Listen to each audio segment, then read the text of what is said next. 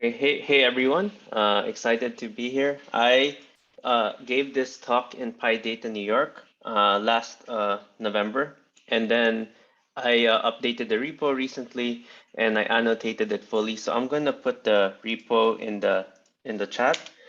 And if you want to follow along, you can install the requirements. It basically just contains a bunch of Jupyter notebooks, and we'll be going over the Jupyter notebooks today. So if you just want to go through them with me and not really like run the code, that's fine. If you want to run the code later, it's available for you.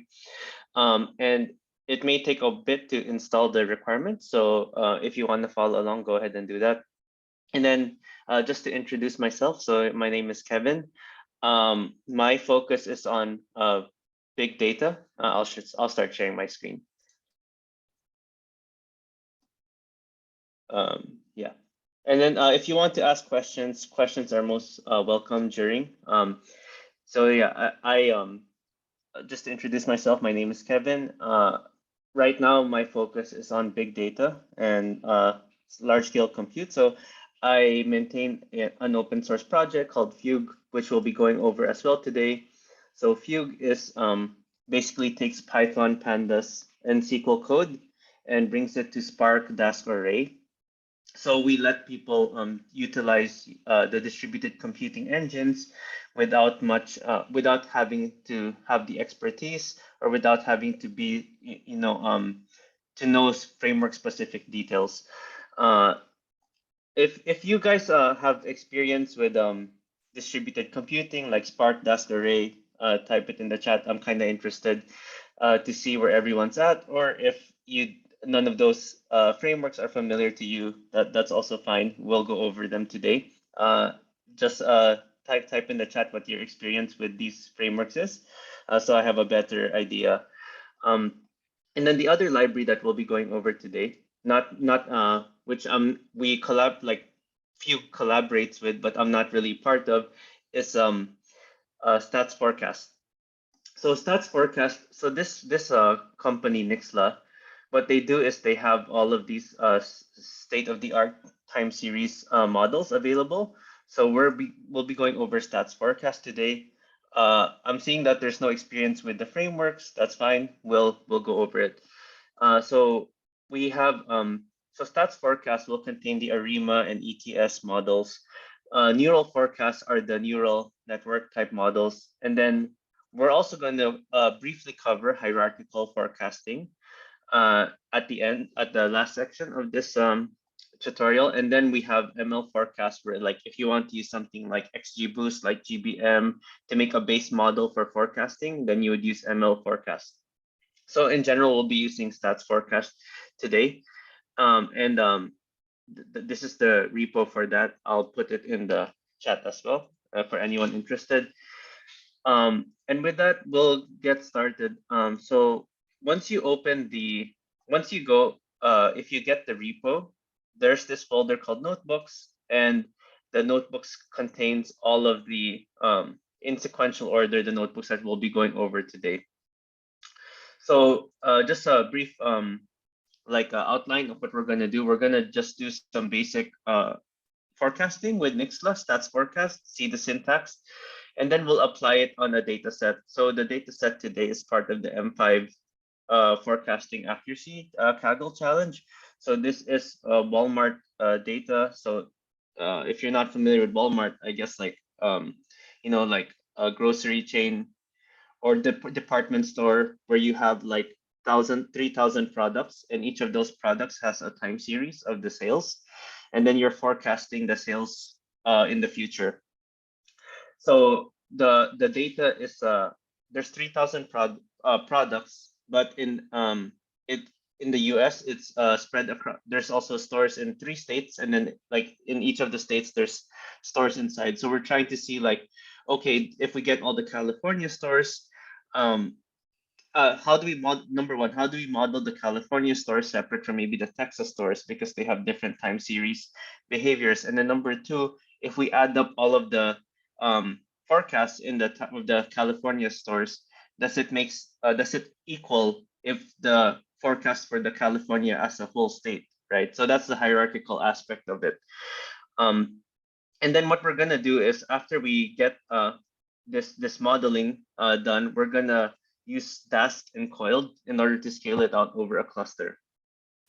So with that, let's get started. I'm gonna show you guys what the data looks like also. But basically, when you do time series forecasting at scale, there's in general, there's two ways to go about it. Number one is you have one big model, and this is more, I guess, more common for deep learning as well, where you have one big model, a global model, and you train all of your time series simultaneously. And then when you do inference, you just use that big model. And there's another way, which I'll focus on today. And what we're going to focus on is that, for example, you have 1,000 independent time series. For each one of them, we're going to explore 3 to 4 models. And then for each one of them, we're going to find the best model for that specific time series. And the reason that we do this is sometimes some models are better. Like you can have, let's say you have 1,000 stocks that you're trying to forecast. Maybe some of them 𝗙𝗂𝗃𝗹 will be a better fit, and some of them ETS will be a better fit. So we want to make sure that we get the best model for each of those stocks. So what we're gonna do, and there's a related article here. What we're gonna do basically is we have a big data frame. It can be a Spark data frame or Dask data frame, and each of the partitions of that data frame correspond to like maybe an individual time series. So it could be a stock or a product or something, and then we model it and then we make the prediction for each of those. So we're going to show how to do this today. So with that, let's get started. I explained what 𝗙𝗃𝗃 is. 𝗙𝗃 is the project I worked on. So 𝗙𝗃 that I currently work on. So 𝗙𝗃 is we'll use 𝗙𝗃 to bring 𝗙𝗃𝗃 over this StatsForecast library over to Spark, Dask, and Ray. And then the last part is I'm gonna show how if you're not familiar with Dask and you want to actually start using it and you want to get a cluster, how can you go about getting a cluster, right? So we're gonna look into Coiled for that. So the goals today, number one, we're gonna this tutorial is really focused on handling large scale data effectively, and then demonstrate that modeling for each individual time series as opposed to the global model. And then we're going to show some just state-of-the-art time series forecasting. So we're not really going into hey, what's the best model or what 𝗙𝗃𝗃𝗃 is or the basics like that. We're not really going into that. I think the main takeaway here is even if you're not doing time series modeling and you're doing something like you want to do multiple XGBoost models or you want to do multiple linear regression models, for each logical group of data, this is a setup you can also use. So some background on 𝗙𝗃𝗃𝗃. I should mention that, and I guess open question to everyone, if you've done time series analysis, have you done it in Python or do you use R for it? Because historically speaking, the Python ecosystem for time series analysis has been lagging compared to the R equivalent, right? So over here you're gonna see R for pmdarima. Oh, I'm curious to know what package you use, Benjamin. I'm sorry if I pronounced your name wrong, but I'm curious to know what package you used before. But then historically speaking, the Python implementations of these time series libraries have been much slower compared to the R equivalents. So over here, pmdarima is one I think I guess the comparison to R is not obvious here, but I think it was around an order of 10x slower than R. And then ETS is also, this is the I think error transitionality model, and this is also much significantly slower than R.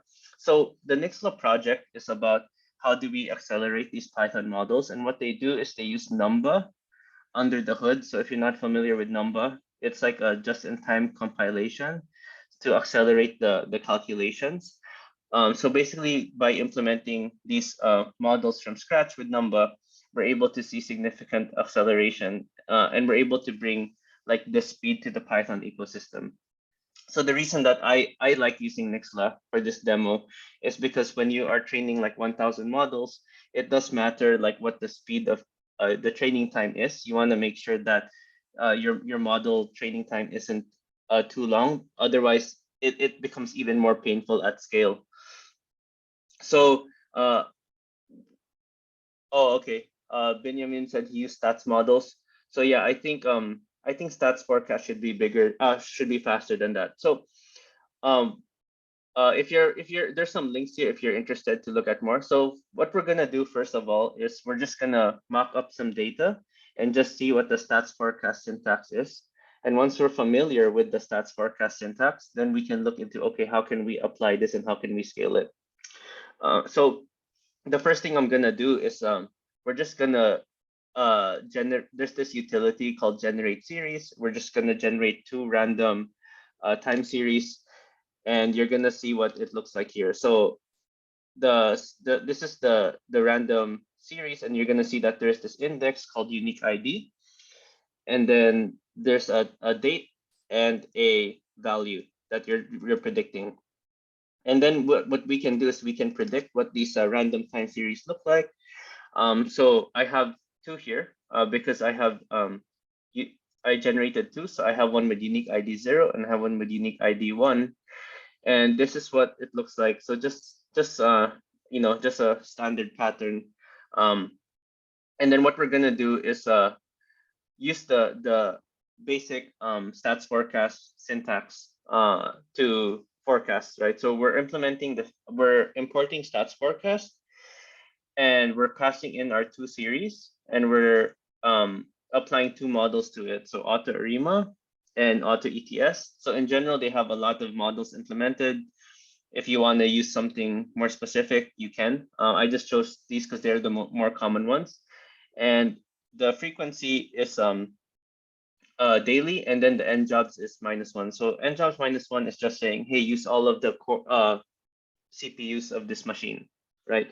So there's already automatic parallelization. And we can already run this forecast, and I'm saying forecast 7 days out. This 7 is the horizon. So I'm saying 7 days for the horizon. And then it's already running everything. And now we can get the forecast. You'll see the forecast below. It feels like it shouldn't take this long. I don't know what's up. We'll see. But I guess we don't have to wait for it because I do have the stuff plotted here below. So I ran this before, and here you can see, you can plot. This is the 𝗙𝗃 forecast. The 𝗙ETS forecast, the 𝗙𝗃 forecast. Don't be so concerned about like if I mean this one may look off. Don't be so concerned. It will look better with real data. So here's what it looks like. What the forecast head looks like. We have the 7 days out, and then we have, this is the prediction for the 𝗙𝗃. This is the prediction for 𝗙ETS. So just remember that this 𝗙𝗃 is actually fitting. Maybe I have the number here written, I believe here. So by default, you can limit this space, but 𝗙ETS by default trains around 15 models and finds the best combination of hyperparameters. 𝗙𝗃 is around 100 something models, and then you get the best fit also, and you do this for each time series. So over here, this is the prediction from the best fit model already. Now this is just to mention for users who really like the scikit-learn interface. StatsForecast also does have a scikit-learn interface, and you can use this model.fit and then model.predict. A while ago, I just used model.forecast, this one, sf.forecast, and this is pretty much equivalent, except the training and the predicting step happen in one go. So the thing with time series specifically is like, if you work in machine learning for like other use cases, and you're training something like a regression or XGBoost like GBM, it's very normal to save that model. You pickle it, you save it, and then when you want to deploy it, you load that model from pickle. It has all the weights already tuned, and then you can just run it, right? And with time series specifically, because you're doing the fit per time series, and if you have 1,000 time series, you can have 1,000 models. So now it's very computationally expensive. If you want to save this whole thing, it can be a very big object. And then if you want to like load it back out for inference, it can be very slow. So you can do this with the fit predict interface. You can, after the fit, you can do like pickle.dumps and you can save this model, but it's normally not done for time series. You normally just directly forecast, and then you run your forecast maybe every week. You're retraining and you repredict each time. So that's the normal setup. But then if when you do this model.fit and model.predict, you can actually see what the underlying object looks like, and then you'll understand why this is pretty big, right? So if you get the fitted attribute, you're gonna see that I have two lists of models, right? So this first one is when the unique ID is 0. And then we have the 𝗙𝗂𝗴𝗂𝗋 weights, and we have the 𝗙𝗂ETS weights. And then the second one is when the unique ID is 1. And we have the weights for each of those models. So you can see like this can grow pretty quickly, right? If I'm trying 5 different models and I have 1,000 time series, I'm gonna have basically 5,000 models written here. So that's why I'm saying this object can actually be pretty big. And just to give you a clue of what each of these models contains, we can get this the first element. So this is opening the 𝗙𝗂𝗴𝗂𝗋 model and seeing what's inside this model object. And now we can see that we have our coefficients and we have our residuals. So the residuals can also take up a lot of space. And then in general, it just contains the information, about like what the input data was, stuff like that, to generate this model. But it contains everything, and that's why it's very heavyweight. Now, I already showed like, hey, how do we run stats models? And this stats models with njobs equals 1 is already parallelizes over all the cores of our machine. But then the question is, how do we want to scale this over to a cluster now? The way to do that is by using the Fugue backend. So we collaborated with StatsForecast to put in this Fugue backend. Or if you're familiar with Spark, Dask, and Ray, you can just already pass in a Spark, Dask, or Ray data frame, and then StatsForecast will know how to use it. So for those of you who are less familiar with Spark, Dask, and Ray, in general, we know that pandas, starts to bottleneck at some point. Pandas can be efficient memory-wise. So at some point, if your data doesn't fit on one machine, which we call memory bound. So hey, maybe your data is 30 gig already, 40 gig, it doesn't fit on one machine, or the other way around, where like which fits this use case actually, where it's like my data does fit on one machine, but I'm doing some computationally expensive processing. So maybe it takes 2 hours or 3 hours. And if I use multiple machines, I can bring that down to maybe 20 minutes or 30 minutes, right? So either memory bound or compute bound, then you can think of scaling to a cluster. So Spark, Dask, and Ray are basically frameworks that bring your are frameworks that let you run scientific computing code on top of a cluster. So Dask is the one that we'll be using today. Dask in general, if for those of you who are unfamiliar, a Dask data frame is basically just multiple pandas data frames. So for example, if you have a Dask data frame that's partitioned by stock, ticker, then that's just like each stock ticker is just in one pandas data frame. And then you can map operations over those pandas data frames, which we'll be doing. So here, this one, we're just generating more data, and what we just have to do is to set up the Fugue backend. So whether it's Spark, Dask, or Ray, it's the same principle. Just connect your client here. I'll do it. This is the code to do it for Dask. I won't run this because it may take a while. But for Dask, we can create a local cluster. So here we're not creating, we don't have like multiple machines. We're just using all the cores of our machine, and we're just creating like how this is just saying like if you have 4 cores, make 4 different processes, and we connect the client to this local cluster, and then you create the Fugue backend with that client, and all you have to do now is this is a StatsForecast function, and you just say parallel equals. So this will look very similar to what we had earlier. All you have to do is say parallel equals this backend. So now this will run the training distributedly on top of Spark or Dask array. And then this result, if you run it, will come out as a Dask data frame. And the Dask data frame has this method called compute. And then when you do compute over an object, over a Dask object, it returns a pandas data frame. So now we can just check the head also. And then you can see that here we have predictions for this unique ID. So we learned the syntax for StatsForecast. We learned how to bring it distributedly. And this syntax is the easiest way to use it.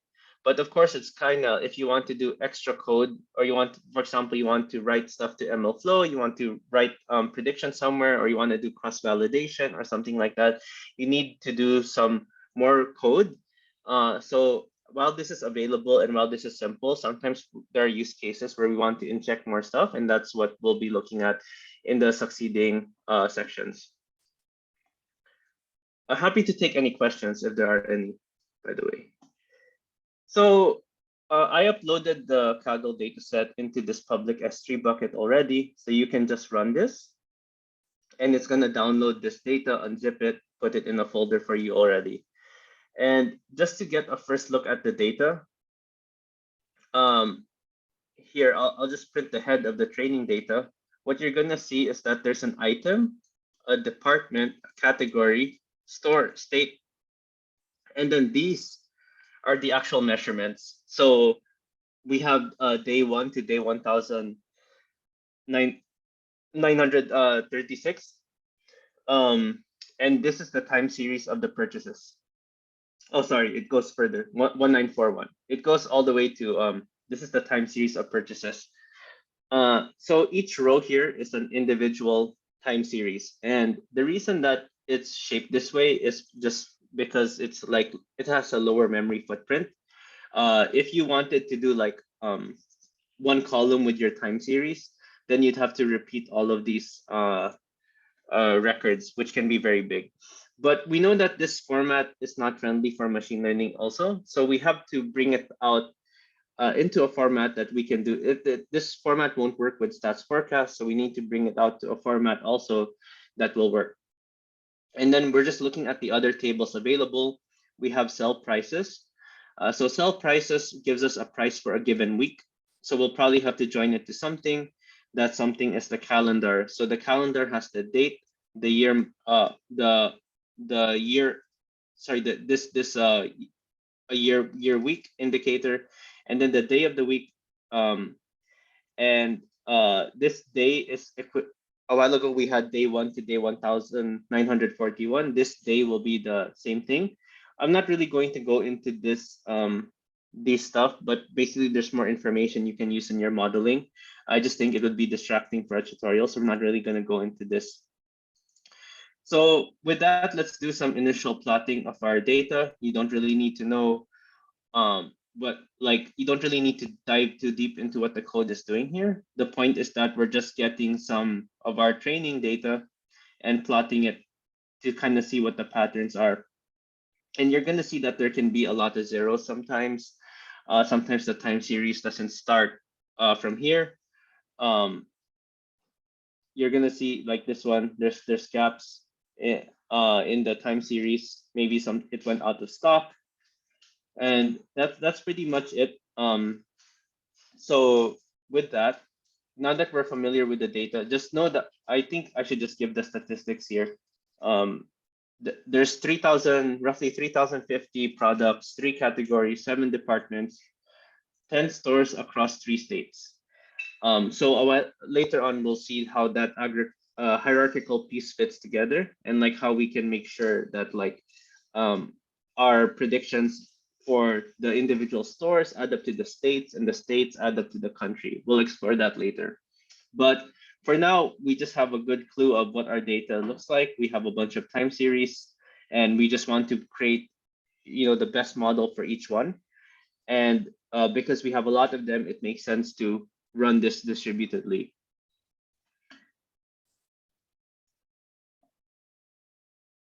So the next part is we know that the format for our data is not friendly for machine learning, right?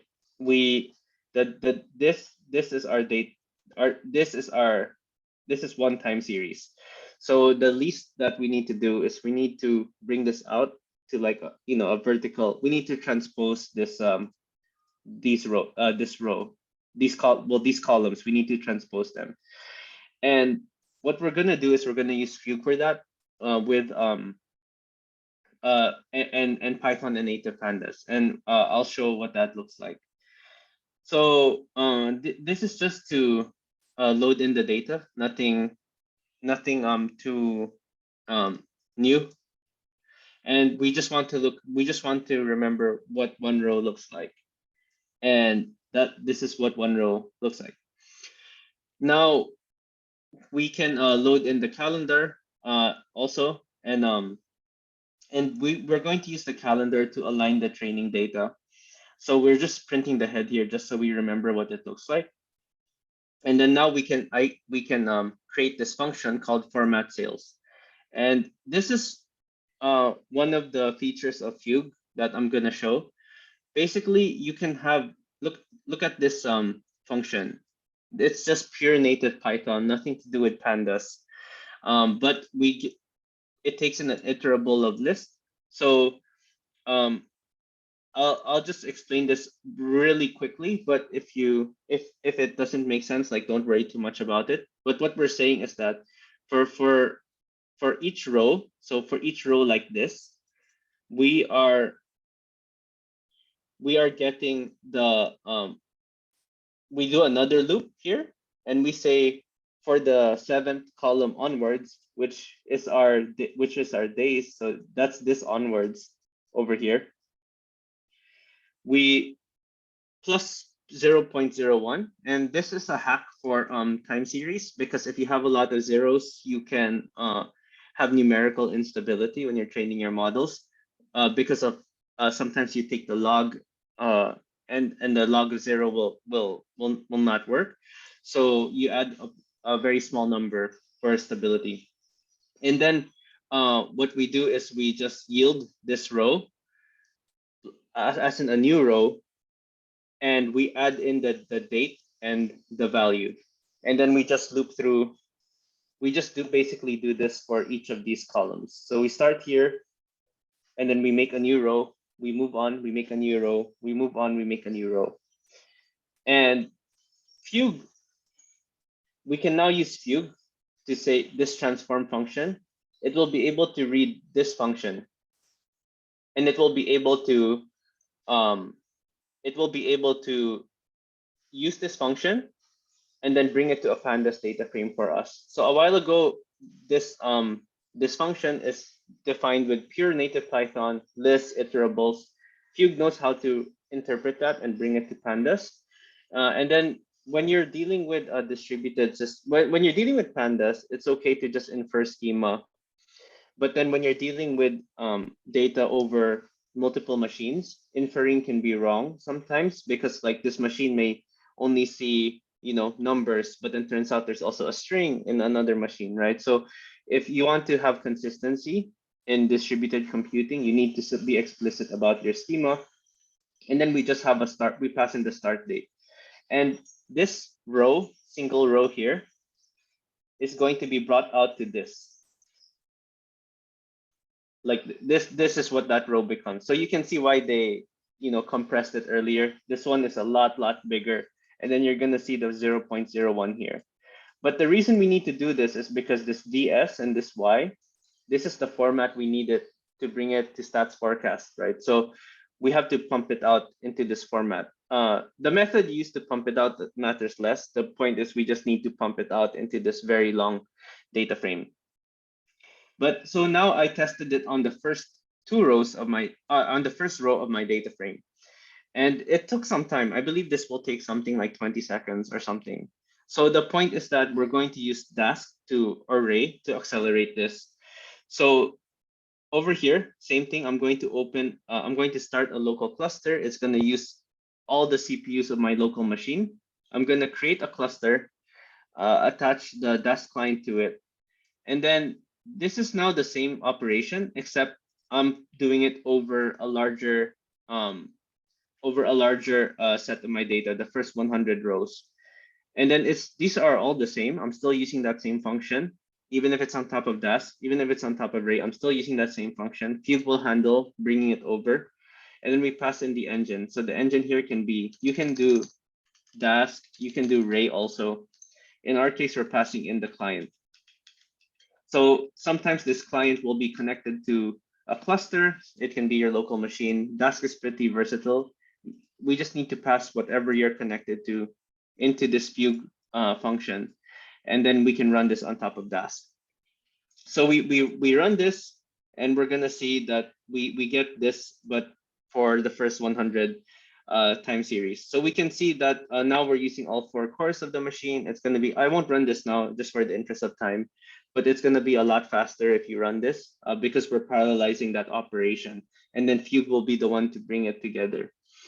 Now, just a quick note, I want to discuss what exogenous regressors will look like. So exogenous regressors in time series are those like, let's say price, or let's say some other factors that may influence the forecast that you just want to include. So over here, what we want to do is we want to combine the sell prices, which is our exogenous regressor, because we think that the price will affect the number of sales. So here we combine all the data, and I'm using a more detailed, a deeper API of 𝗙. A while ago, I just showed the simple transform. Transform just takes one function, this one, and this function will bring Python code to Spark Dask array for us. But then there's the 𝗙 has other standalone functions that are compatible with Spark, Dask, and array data frames, along with pandas. And what these let us do is they let us prototype on the local machine and make sure our code is solid. And then once we're ready to scale, we can bring it to the cluster. So over here, I'm going to use the rename. I have to rename the date to DS for 𝗙𝗀 to work. And then I'm just joining the calendar and the sell prices together. And then so I'm just doing this for the first 2 rows. And then you're going to see that it will look something like this. Right? So we have these are the things that I joined. So now I have the sell price, I have the Y, like my actual sales, and then I have the year, month, week here. So now that we have this and we know that it's working, same principle, I want to bring this to Dask to parallelize the execution of this. It's the same thing. All you have to do is use this engine context, and you pass in your Dask client. This code is all the same, but now we're distributing it using the Dask engine. If you don't pass in anything, this will use the pandas engine. If you pass in the Dask client, this will use Dask. So you don't have to learn the Dask code itself. 𝗙 will bring it to Dask for you. You just need to express your logic in these functions, and these functions are compatible. So 𝗙 will know to apply this engine to everything underneath this context. And now we're going to save it out as a parquet. And then this we'll do some modeling on later. But for now, I just want to show what the exogenous regressors will look like. So we do something similar here, and we do the joins. And then we filter out the columns that we need. Notice that for 𝗙𝗀, for StatsForecast, you needed unique ID, date time, and Y, which is the target. But now we have the extra variable sales price, our exogenous regressor. So I just wanted to show briefly what it looks like with an exogenous regressor. You can just pass it same way into 𝗙𝗀, into StatsForecast. And if you use a model that does not support exogenous regressors, 𝗙𝗀 will just know to not include it. But if you do use a model that can take advantage of exogenous regressors, then Nixla will use it. And then you just, it's the same, thing once you have this model object.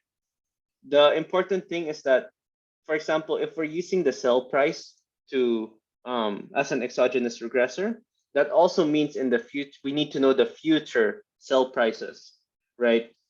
Because our model needs that to make predictions. So if you want to forecast with an exogenous regressor, it needs to be something you know the future values of.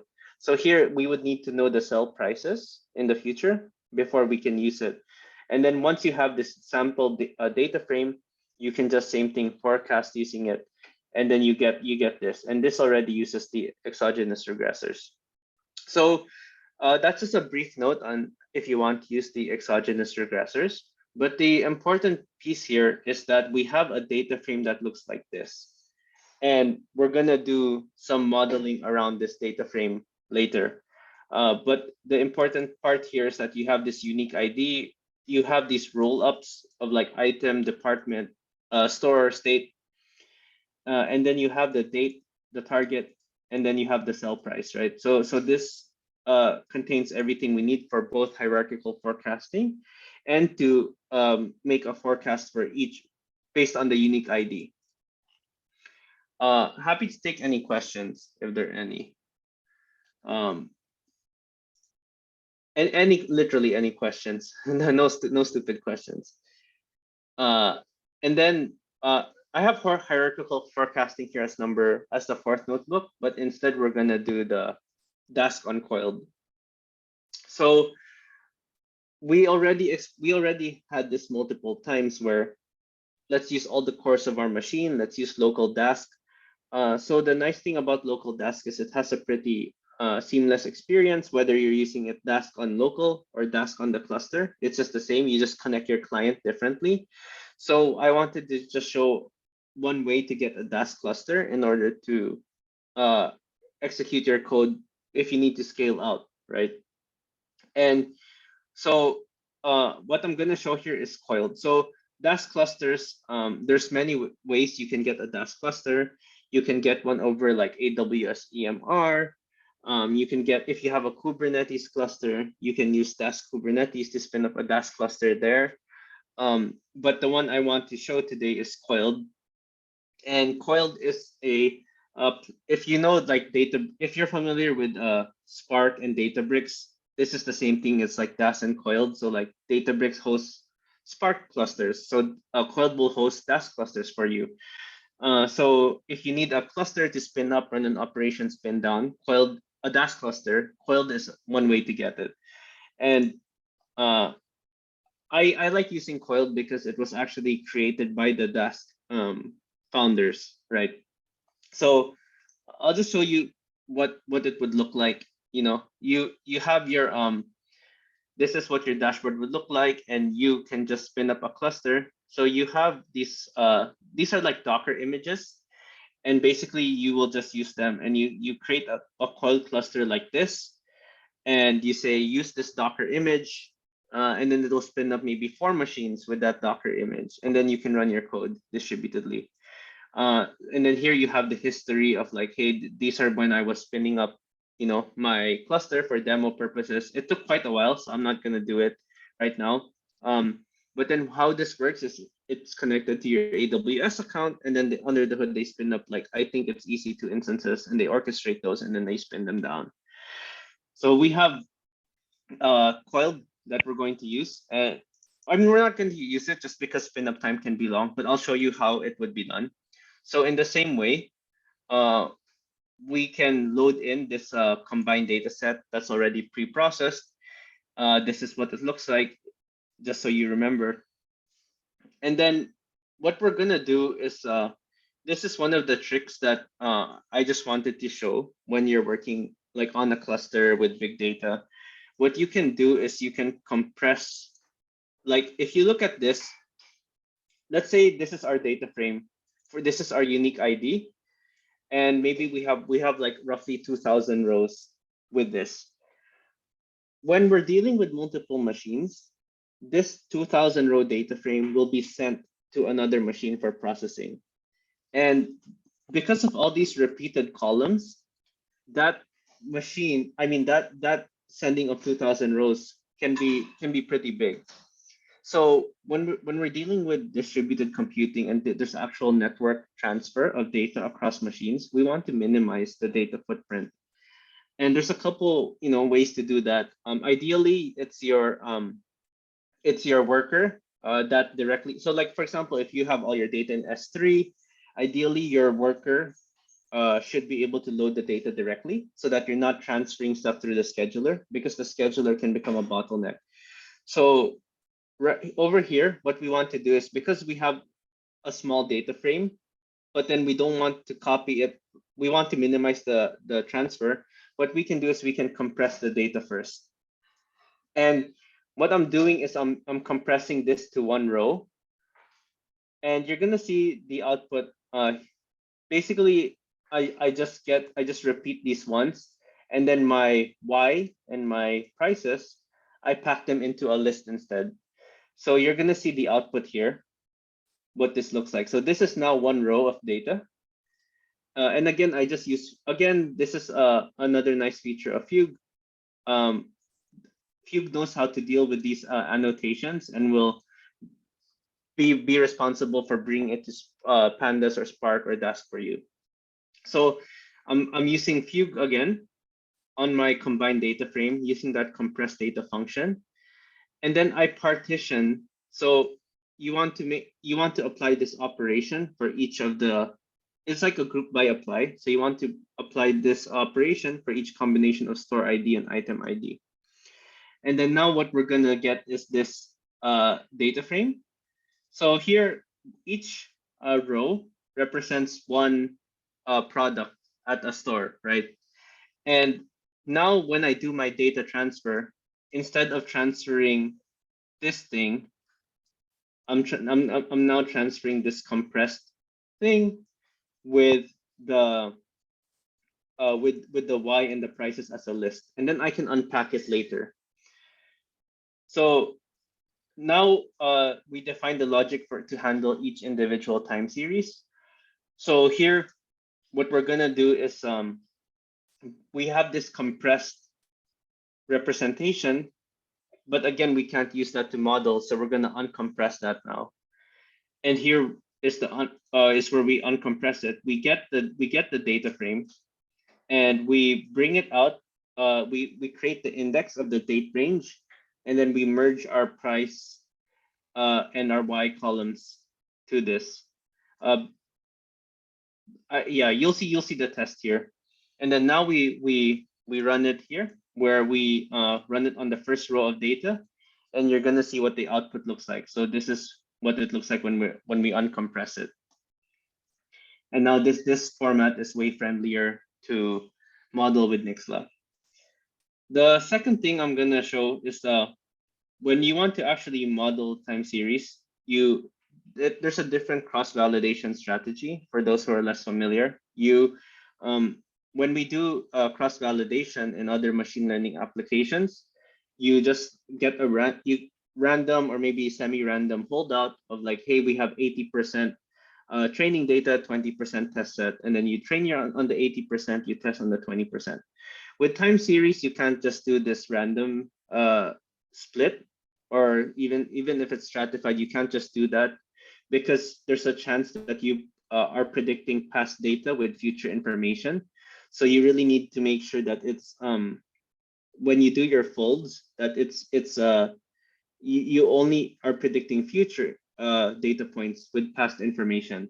So the more common way to do this is that you keep expanding your training window, and then you're constantly testing the last window. So this is what it would look like. And now 𝗙𝗃𝗃 already has this under the hood. So they have this cross-validation method already. And now we're going to create the StatsForecast object and run these 5 models. And then, but then what we're going to do is we're going to cross-validate. So 2 windows means that we're only doing 2 folds. And then the horizon of 28 means we're predicting the next month out, the next 4 weeks.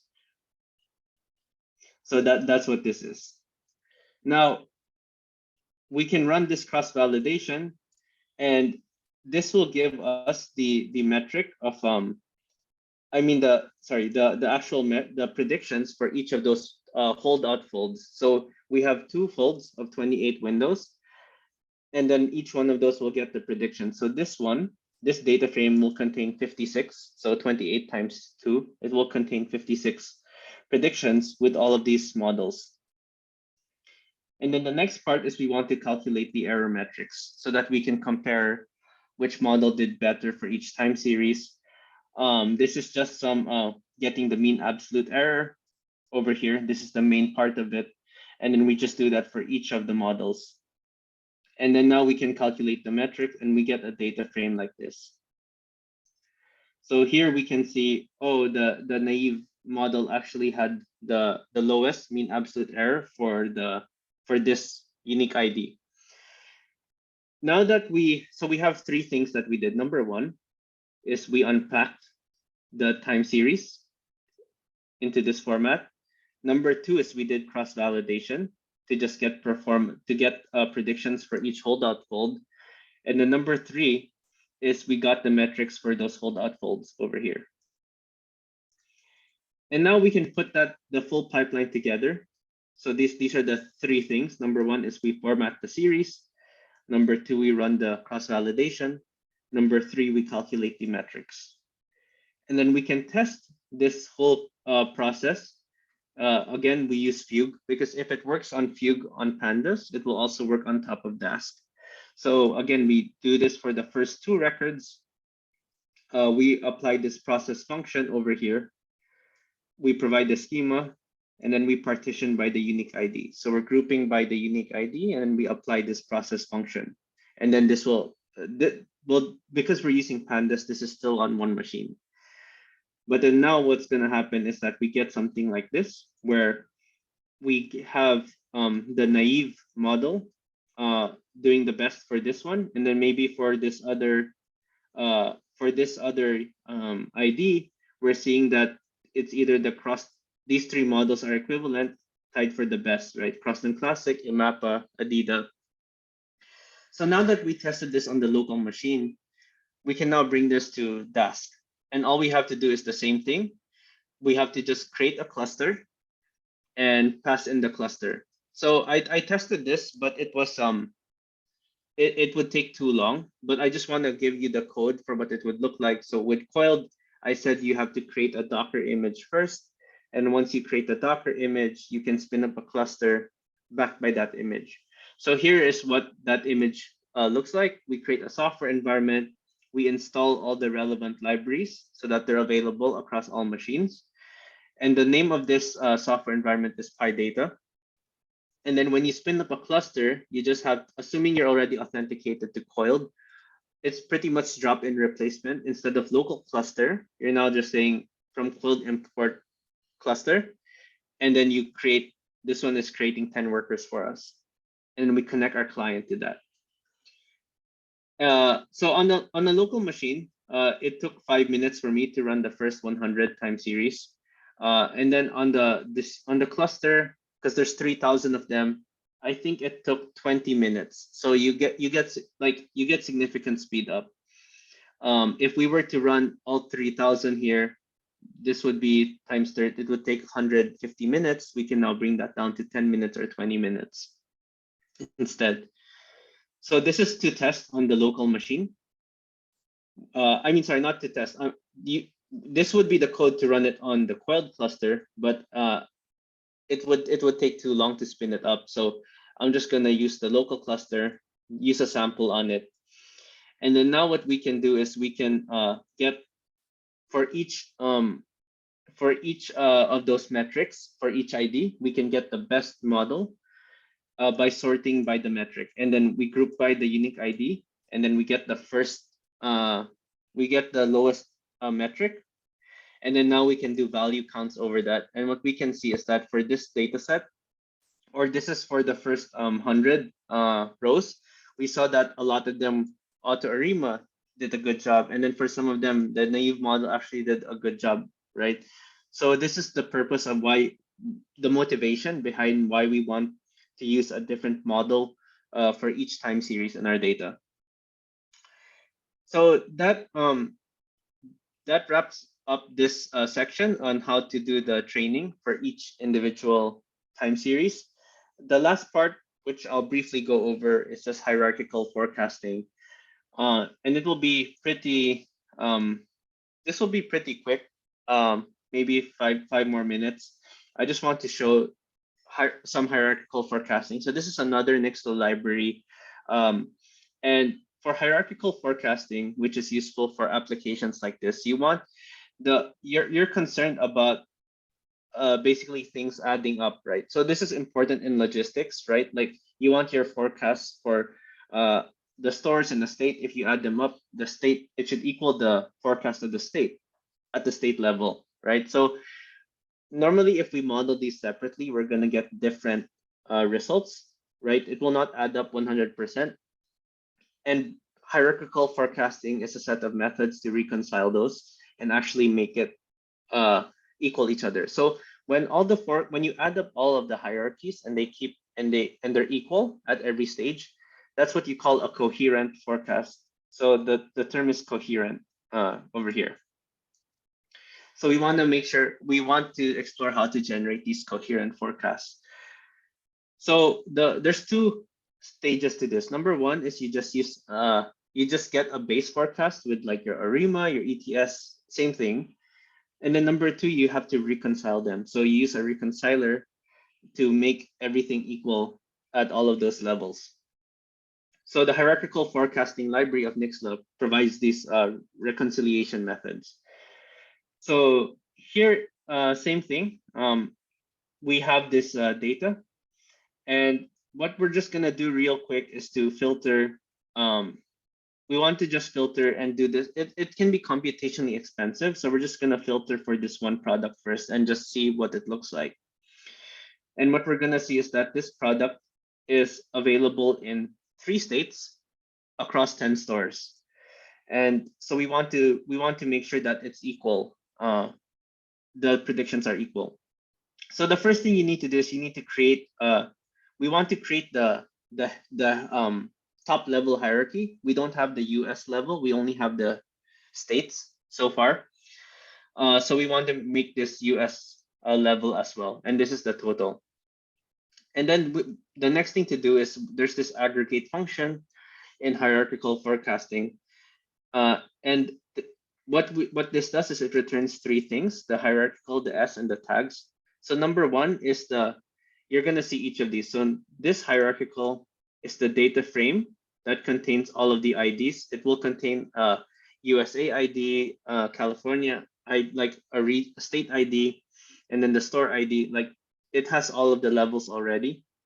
Number 2 is S, and this is the summing matrix. So this will say, hey, these are the time series that add up to this other time series. And then the last thing is tags. So it contains the associated time series for each of the levels. Now, one of the nice things about Nixle's library is that you can do this hierarchical plot. So here we're plotting this link series, and you're gonna see the level. So this is the individual time series. This is the region, the state level time series, and then the national level time series. And you can see the difference in the scale over here. So for this product, this store generated this much, and then for the state, it was this much sales, and then this is the national. Now we can use the similar setup to before, but we just want to generate our base forecast. Ignore this, that's just some Dask warnings. We're gonna create, we're gonna use these models, and we just create our forecast, initial forecast. And then from there, we want to sum up each hierarchy, and this is just to explicitly show that when you do these forecasts, but you don't reconcile them yet, they're not going to be equal to each other, right? So if we add up all of the stores, we get a different value than if we add up all of the states, and we get a different value if we forecast the total. So all of these numbers are all over the place. And this one is a bit close, but it's different on the store level. So yeah, when you're dealing with logistics, this can be very confusing. So none of the models inherently generate these coherent forecasts.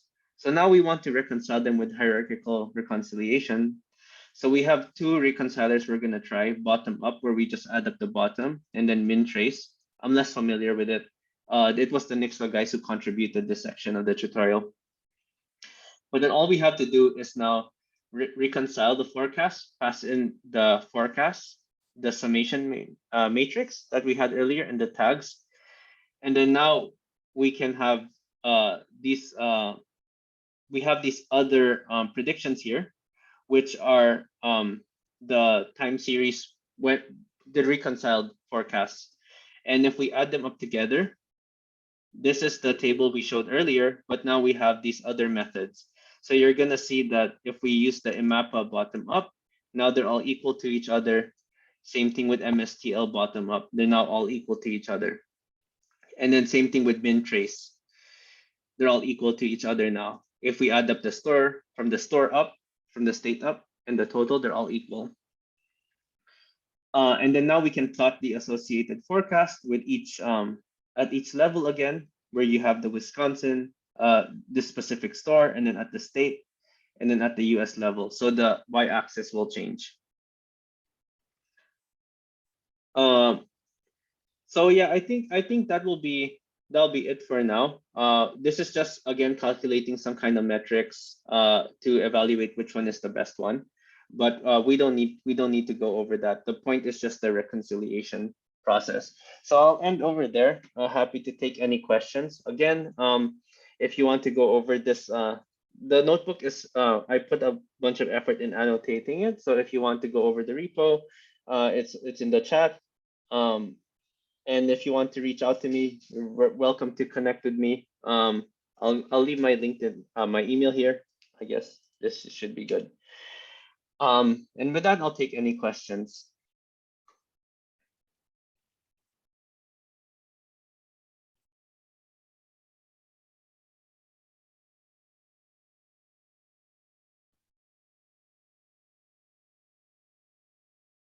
Everyone. So Kevin, are you done taking question, anything? Yeah, if there are no questions, or if you have questions later, feel free to email me. Happy to chat anytime. Yeah. Oh, thanks everyone for staying. I think the like 9 or 10 people staying the whole way through. Good work, everybody, at this time. Thank you, everybody. Thank you. Thank you. Thank you. Thank you, Kevin. Get in touch with any or both of us if you have any questions. If you can't find the contact for Kevin, ask me and I'll get you people in touch. That's it. Thank you. Have a nice evening, everyone. Thank you for joining us. Thank you. Everyone.